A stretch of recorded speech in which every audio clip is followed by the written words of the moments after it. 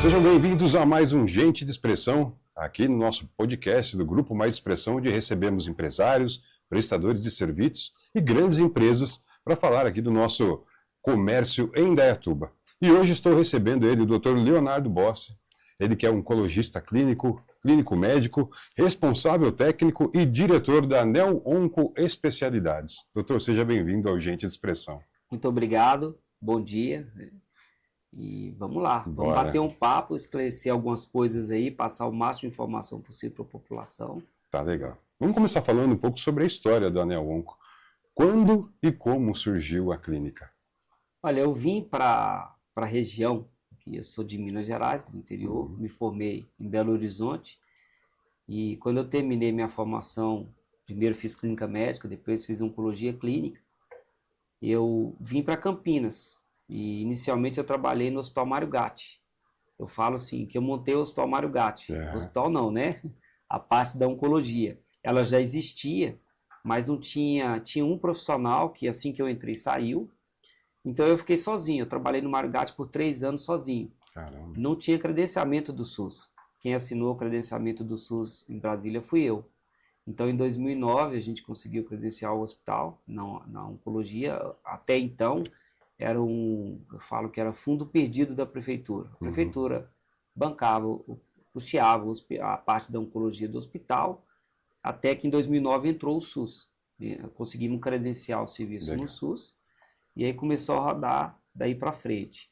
E nesse período eu fui me estabilizando na região.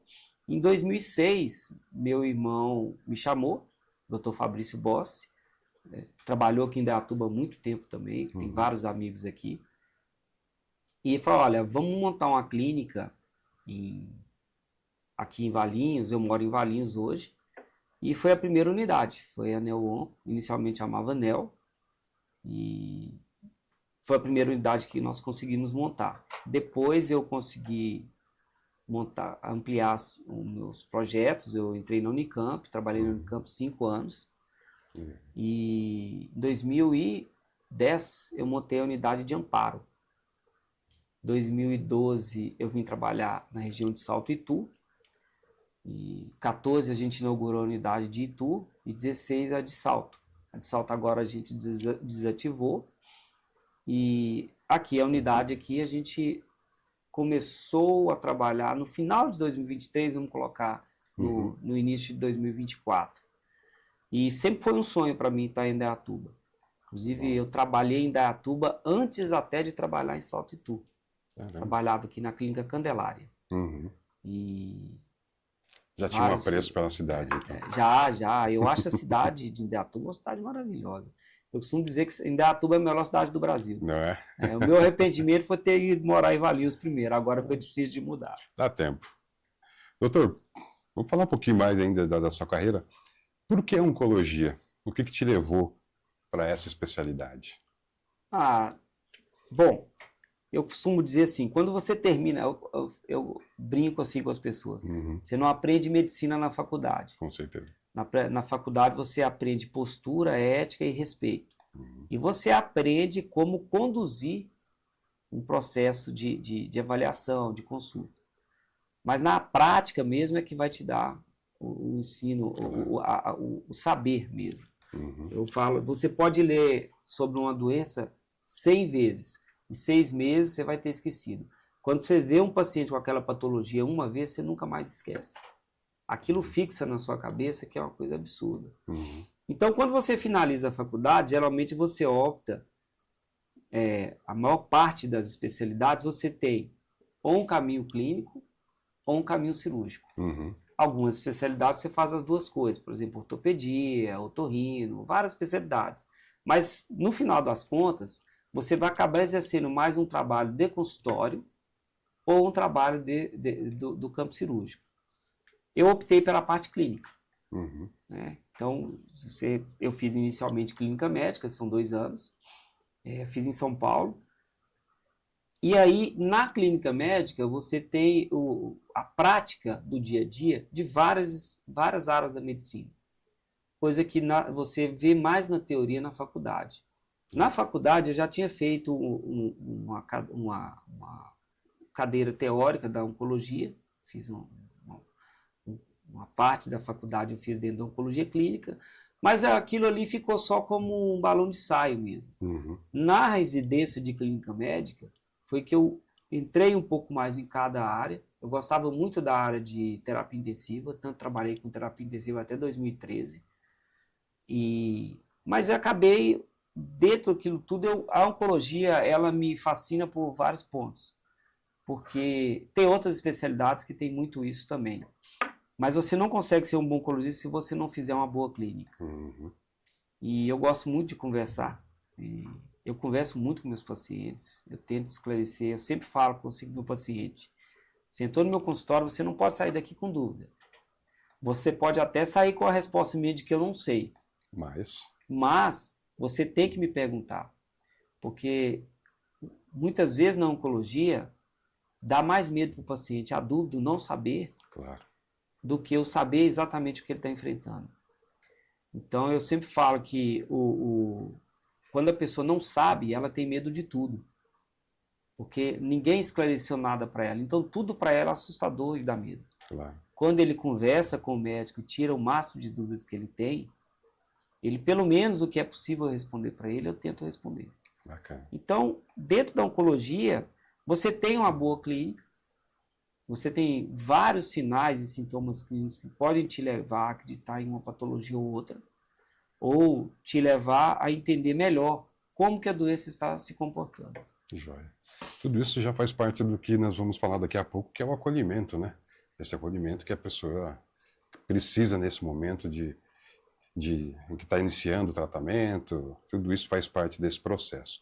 Mas vamos começar a falar agora da Neo Onco e das suas especificidades que fazem dela uma clínica diferenciada. Em primeiro lugar, corpo clínico.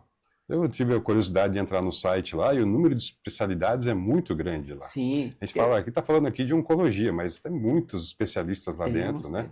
Então é um corpo clínico completo mesmo. Sim. Aqui nós temos 4 unidades, né? Mas algumas têm alguma especialidade que outra não tem. Mas nós temos aqui, por exemplo, temos cardiologista, dermatologista, cirurgião vascular, cirurgião geral, plástico, otorrino. Nossa, otorrino, tem várias especialidades. A gente está colocando laboratório agora dentro da unidade. Legal. Né? Exames laboratoriais dentro da unidade. Laboratoriais da clínica. Que legal.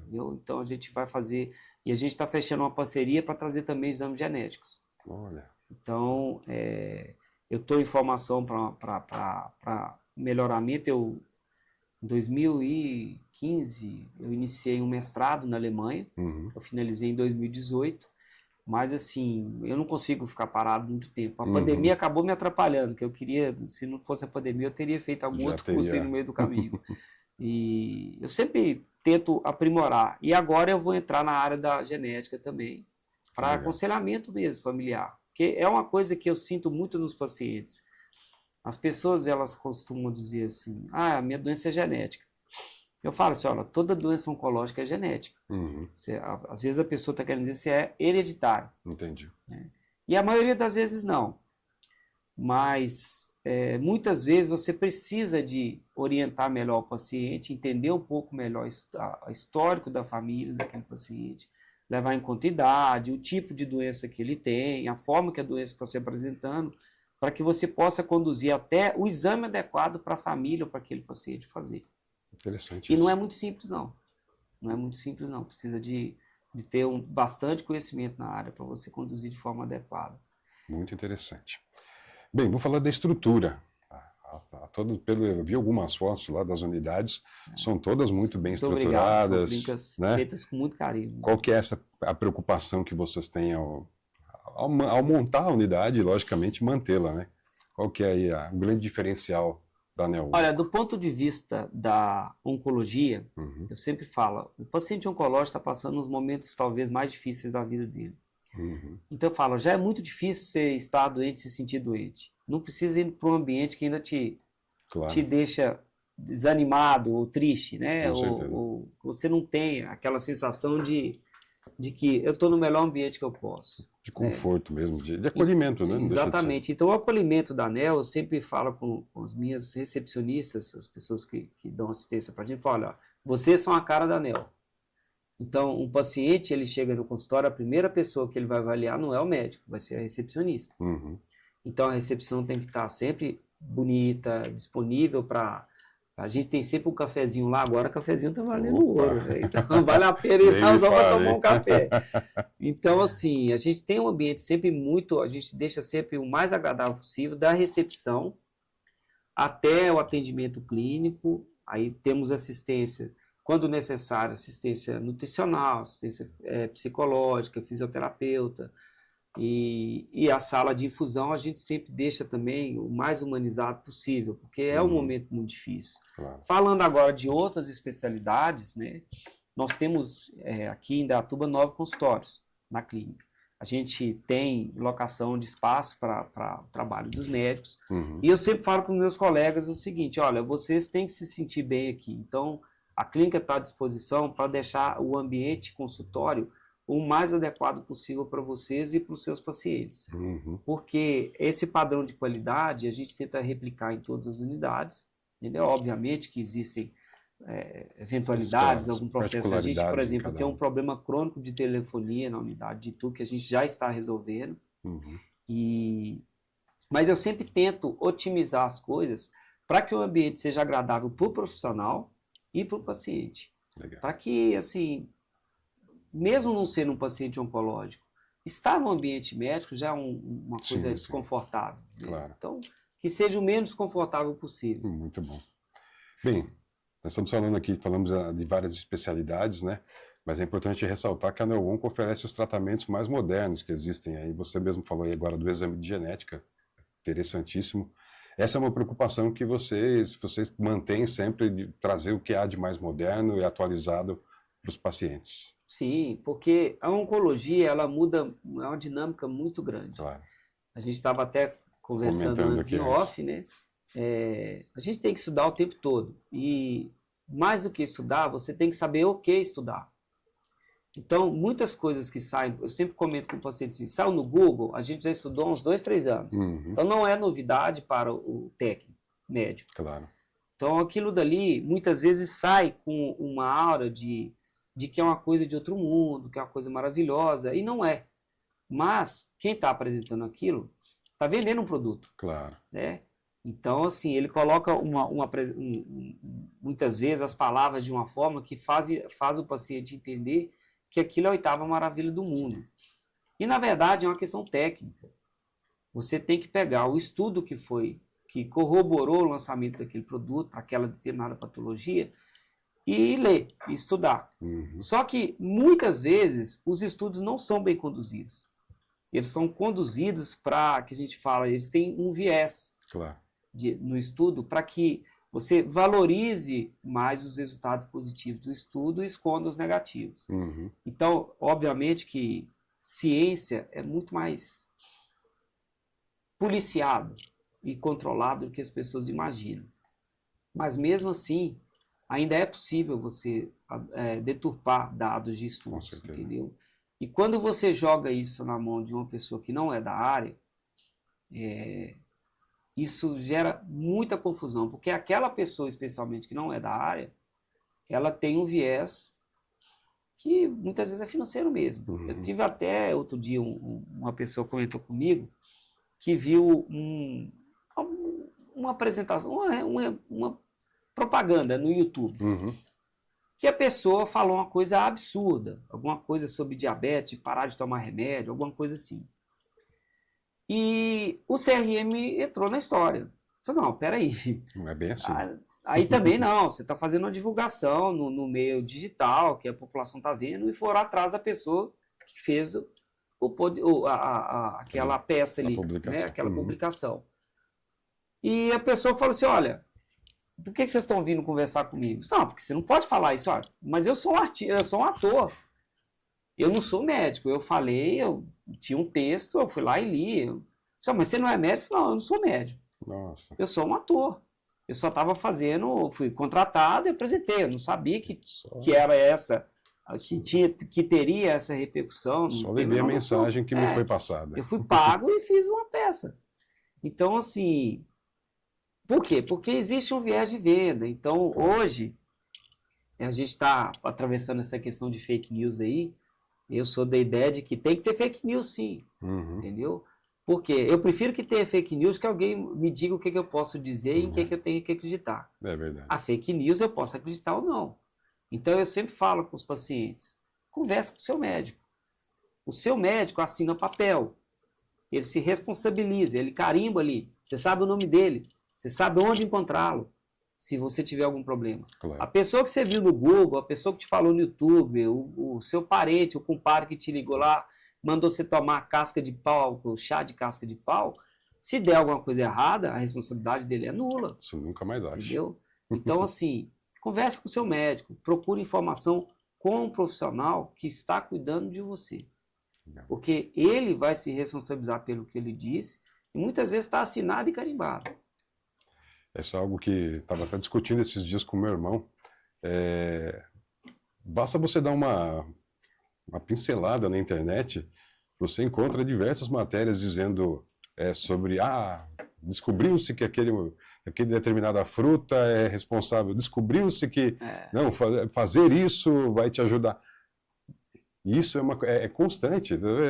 Esse mês o mamão é o herói da vez, no mês que vem ele já é o vilão, porque surgiu outra fórmula. Por isso é sempre importante buscar um profissional. Isso vai muito como eu te disse, de estudo. O desenho do estudo, ele provavelmente é um estudo observacional. O estudo observacional, ele nunca chega a conclusões, ele chega a hipóteses. E demanda tempo. Entendeu? Para você chegar a uma conclusão que vai mudar o seu comportamento, é um tipo de estudo completamente diferente. Claro. Só que o estudo observacional ele é barato. Você não precisa nem ser da área de saúde para fazer um estudo desse.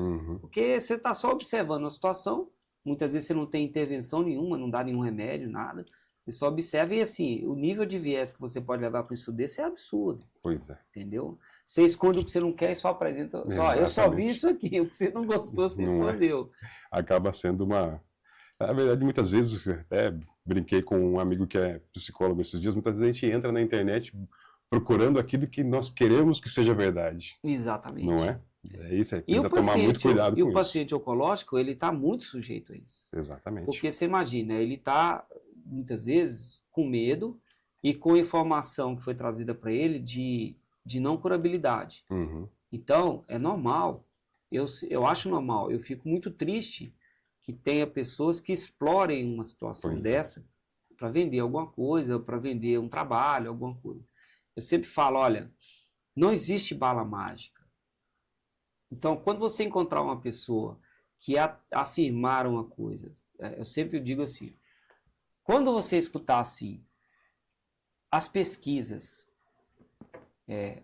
os pesquisadores, agora a coisa ficou mais elaborada, os pesquisadores de Harvard. Então, quer dizer, ainda fala que olha, não é de qualquer lugar, é de Harvard. Tem cacete. Isso não tem nenhum valor técnico. A pessoa tem que citar qual que foi o estudo. Olha, foi publicado nessa revista, nessa data, nessa página. Porque a obrigação do profissional é ir lá ler aquele estudo, vai buscar, entendeu? E entender aquilo dali. E foi publicado pelo Zé das Couves. Você tem que dar nome aos bois na ciência. Quando você usa plurais, as pesquisas, os pesquisadores, você geralmente está defendendo alguma coisa que beira o charlatanismo. Por quê? Você está ocultando a fonte. Ainda você está usando, não, mas é de Harvard. Mas isso não quer dizer nada. Em Harvard também tem gente ruim. Entendeu? Como aqui também tem gente boa e tem gente ruim. Em todo lugar. Então, quando você geralmente escutar isso, já comece a colocar uma interrogação no final. E eu falo, e aquela pessoa que vende a bala mágica, olha, eu tenho uma solução. E sempre tem alguém, né, disposto. Isso é muito perigoso. Eu falo assim, qual que é a possibilidade de uma pessoa, que muitas vezes nem médico descobrir a cura ou um tratamento mirabolante para uma patologia que tem, às vezes, décadas, séculos, que está sendo pesquisado por todo mundo no mundo. O cara lá no interior de Minas Gerais vai descobrir a solução para isso. Do nada. Isso beira messianismo, beira dedo de Deus. Não é? Ali na história. Então vamos lá. Isso é pouco provável. Mas vamos admitir que aconteça. A obrigação moral e humana dessa pessoa seria disponibilizar todas as informações possíveis para que a humanidade pudesse beneficiar dessa informação. E não ocultar isso para ele monetizar em cima disso aí. E que pudessem ser feitas pesquisas. Então, assim, ou o sujeito é um charlatão, ou ele é realmente um bandido. Então, eu sempre falo, não acredito nessas coisas. Pois é. Não adianta, o consultório médico não é um ambiente de pesquisa. Pesquisa é uma coisa muito mais séria do que isso. Claro. Então, você não faz testes em consultórios médicos. Consultório médico, você tem que exercer a ciência. Está na literatura médica, está corroborado? Ok. Não está, eu li, eu ouvi dizer, não faz. Porque isso é você está sujeitando o seu paciente a algo que pode ser, inclusive, deletério. Então, tem várias coisas ruins quando você faz o tratamento errado. Primeiro, você está deixando de fazer o tratamento certo. Claro. Perdendo tempo ali para... Exatamente. Você está dando algo que pode ser mais deletério do que benéfico. Claro. Porque não teve a devida pesquisa. Você tem comprovação nenhuma. Exatamente. E assim, muitas vezes você está acarretando para o paciente uma restrição até no tempo e na qualidade de vida dele. Verdade. Então, não é por aí. Né? Eu digo que o médico fala, eu acho, então devolve. Porque não é seu. Você achou, então devolve. Não lhe pertence. Bem, a gente já falou de acolhimento, né, que é algo muito importante, mas eu queria que falasse um pouquinho sobre o suporte ao paciente. A Neo-Onco tem um cuidado muito especial com o paciente que está em tratamento ou que está em início de tratamento. Como é que é feito esse suporte? Existe uma equipe multidisciplinar que faz esse acompanhamento? Como funciona especificamente esse suporte ao paciente? Olha, como eu te disse, o suporte começa na recepção. Claro. O bom acolhimento ali na recepção, o bom atendimento, entendeu? E dentro da oncologia a gente tem a enfermagem, que sempre o paciente passa em consulta, que ele vai realmente precisar de tratamento, ele tem uma avaliação da enfermagem, tem uma avaliação da farmácia, a qualidade dos produtos, o controle na diluição e dispensação das medicações. Isso é muito importante, porque todo mundo pode errar. Claro. Né? Isso, ninguém é infalível. Mas é muito difícil todo mundo errar ao mesmo tempo. Com certeza. Entendeu? Então, por isso que é importante essa equipe, né? Tudo é checado, tudo tem que ser avaliado. Por quê? Pode ter um pequeno erro de uma parte, um pequeno erro da outra, uma impressão errada, alguma coisa dessa forma. Então, existe todo um controle interno que muitas vezes a gente não traz ao paciente para que não gere mais estresse para ele, mas existe aquele acolhimento de cada uma das partes. Então, é identificada a necessidade de um atendimento psicológico para o paciente ou para a família, isso é feito. É identificada a necessidade de uma orientação nutricional para aquele paciente, isso é feito. Muitas vezes o paciente solicita, entendeu?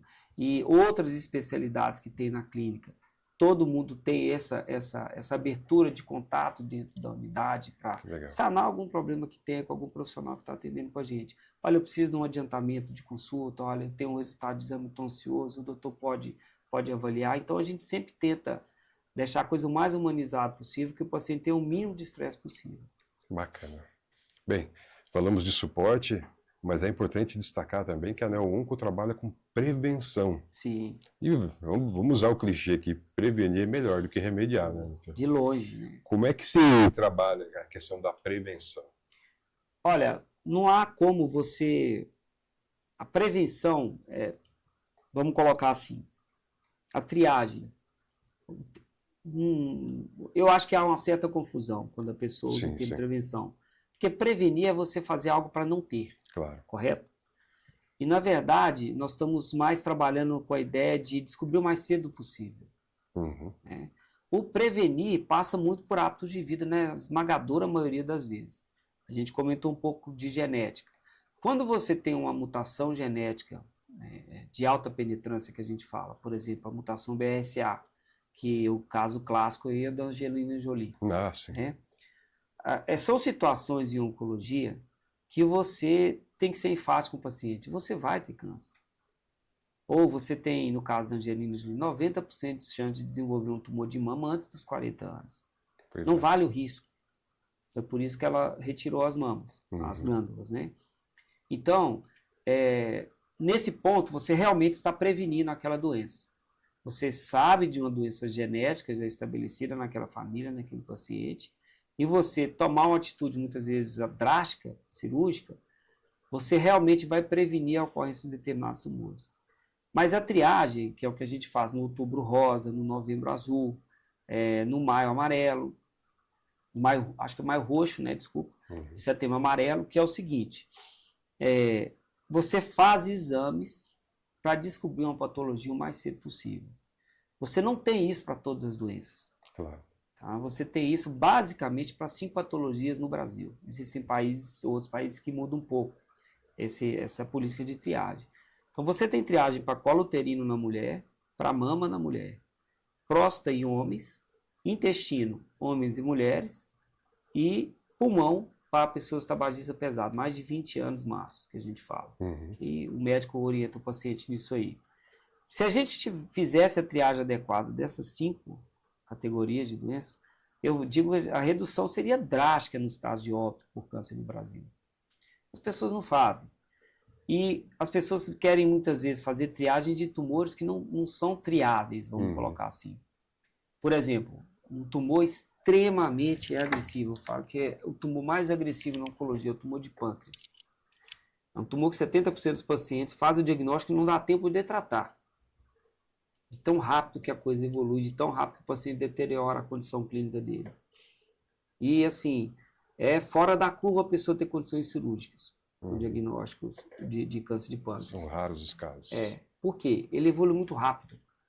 Então, não adianta você fazer uma ressonância, um PET, que é todo mundo acha que o PET é o exame que vai descobrir tudo. Não é bem assim, está longe disso, inclusive.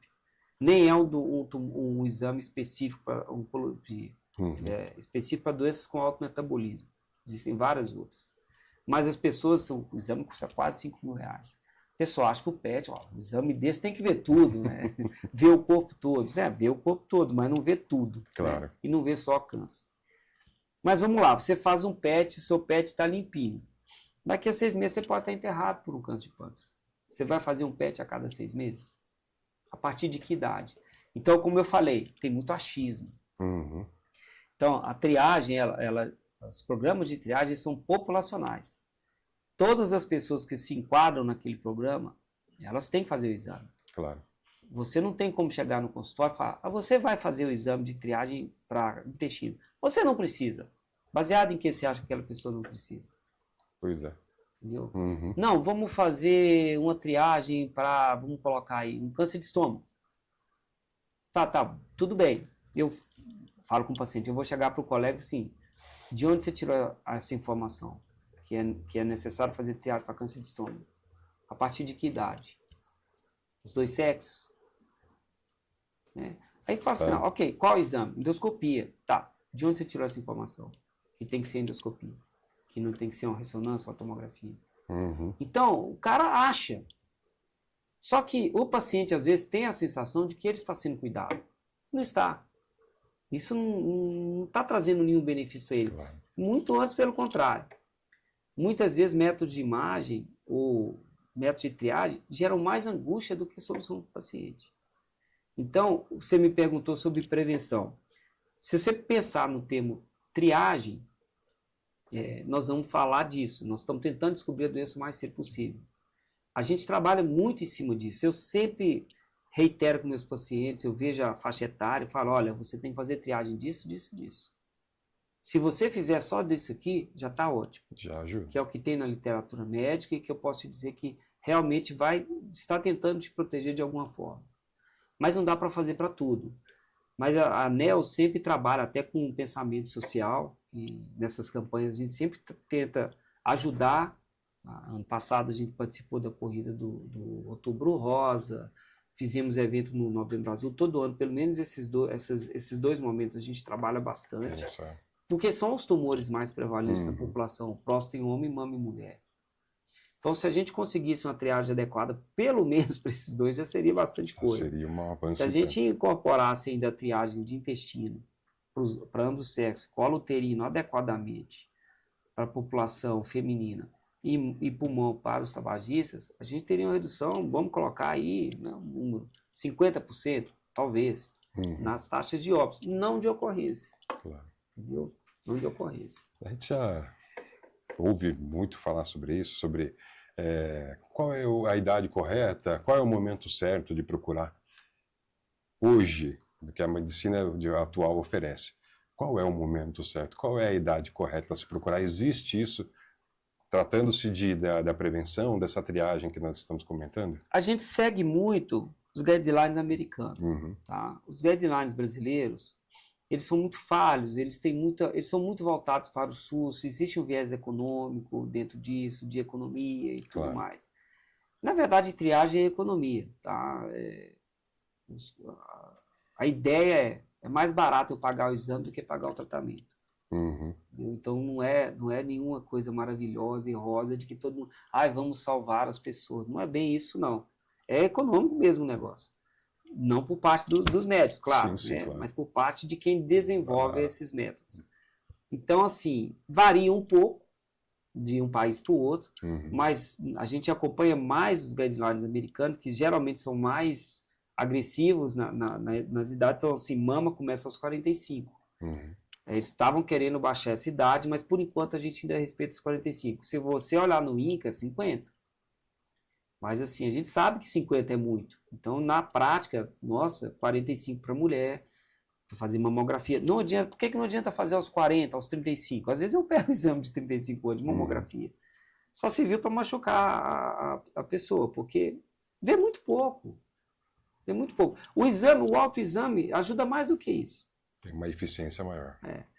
Porque a mamografia, numa pessoa muito jovem, ela não vê muita coisa. E já o autoexame, às vezes, a pessoa chama atenção ali e tal. Para o homem também, aos 45 anos. Intestino, a gente começa aos 45, estavam querendo também baixar essa regra para 40 anos. Tá? Por causa da incidência de tumores em jovem. Mas não só, tumor em jovem, ele não é tão comum. Eu costumo dizer que jovem não fica doente. Quando fica é porque é para arrebentar mesmo o sujeito. Mas é muito marcante. Claro. Quando você vê uma pessoa de 30 anos com aneoplasia, com tumor avançado, entendeu? Mas não tem triagem para isso. É esporádico, é tão esporádico, mesmo para doenças de alta prevalência como próstata e mama, não é uma coisa que você vê toda hora. E não tem método de triagem. Então, muitas vezes a pessoa se martiriza dizendo, olha, por que eu não olhei antes? Por que eu não fiz exame antes? Só, olha, existe aquela porcentagem de pessoas que vão ter, eu sempre falo com meus pacientes, eu não sei por que você teve a doença. Não tem como eu saber. A esmagadora maioria das patologias, elas acontecem em X% das pessoas. Então, eu falo, aconteceu em você, por que não em você? Por que tinha que ser no seu vizinho? Entendeu? Pois é. Então, não tem muito... com relação à prevenção, voltando um pouco, você pode prevenir um tanto de tumores, assim, a gente falou de estudos observacionais. É observado nas populações uma incidência menor de várias patologias em pessoas que não fumam, que não bebem. Então, eu sempre falo assim, cigarro é zero. Cigarro não é reduzir, é zero. A bebida alcoólica, de forma social, ok. Eu sempre falo, o uso diário de bebida alcoólica não é uma coisa saudável. Não é para nenhuma bebida. O vinho. Não é o álcool do vinho que vai te fazer bem. Já começa por aí. E é só da uva roxa. Então, assim, e é um estudo observacional. Tem gente que contesta, mas ok. Ainda é aceito no meio científico que os frutosias da uva roxa vão trazer algum benefício. Não é qualquer álcool. Então a pessoa chega, não, eu tomo uma cervejinha todo dia que eu li. Bom, é o que você comentou. As pessoas procuram ler o que elas já querem ler de boa, né? Então, assim, isso é prevenção. A prática regular de atividade física, você manter-se dentro do seu peso adequado, não ter... A pessoa quer fazer, como eu disse, um PET, aí chega lá, ela tem 120 quilos, fuma e bebe. Ou seja, você está querendo tampar o sol com a peneira. Uhum. Você não está querendo mudar os hábitos de vida que você tem, que te dão um prazer de alguma forma, Uhum. mas que vão te causar um risco muito maior de desenvolver doença maligna, mas você quer fazer um PET.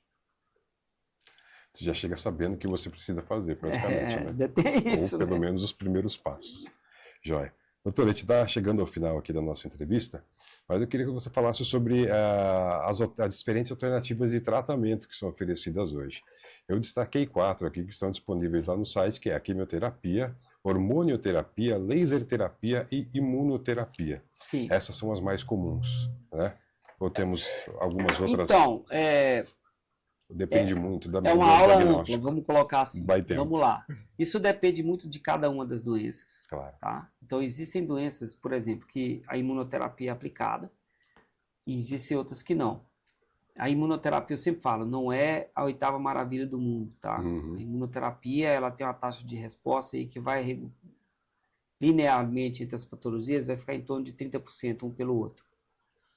Ou seja, de cada 10 pessoas que tomarem imunoterapia, 7 não vão ter resultado benéfico nenhum, né? E geralmente 10% da população que toma tem resultados maravilhosos. Obviamente que a gente tenta para todos, porque a gente não sabe quem é esse um entre os 10. Mas vamos lá. Depende da doença, depende se você vai fazer o tratamento pré-cirúrgico, pós-cirúrgico, se a doença será tratada com cirurgia. Uhum. Então, assim, dentro do escopo de medicamentos, você tem a quimioterapia clássica, que são as drogas mais antigas da oncologia. Você tem a imunoterapia, você tem os bloqueadores hormonais, que você usa mais para mama e próstata praticamente.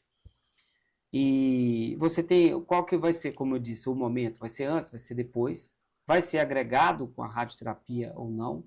Vai ser feito a radioterapia antes ou depois? Então, isso varia muito, né? É muito do A diagnóstico. gente, o escopo do oncologista clínico, geralmente são as drogas. Os medicamentos, sejam orais, sejam venosos. Você tem, aí já você tem medicamentos mais modernos, como eu disse, imunoterapia, você tem os anticorpos monoclonais, e hoje as drogas mais modernas da oncologia são os ADCs, que são os Antibody Drug Conjugated, que são substâncias químicas que eles conseguiram conjugar um anticorpo que tenta atacar basicamente a célula neoplásica, a célula tumoral, tenta, não há ainda um anticorpo perfeito, mas que pelo menos tem um alvo mais direto dentro da célula tumoral. Eles conseguiram ligar quimicamente isso a um quimioterápico. Então, uma vez ligado à célula do tumor, esse complexo quimioterápico com anticorpo é integralizado pela célula. Lá dentro, o quimioterápico mata a célula por dentro. Isso reduziu muito o nível de efeitos colaterais. Ainda tem bastante, tá? Mas, assim, do ponto de vista técnico, é uma 8ª maravilha do mundo. É um avanço grande. É uma coisa maravilhosa.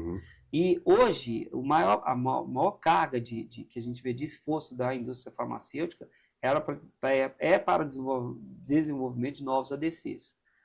E existem outras coisas muito específicas que você usa para uma determinada patologia, entendeu?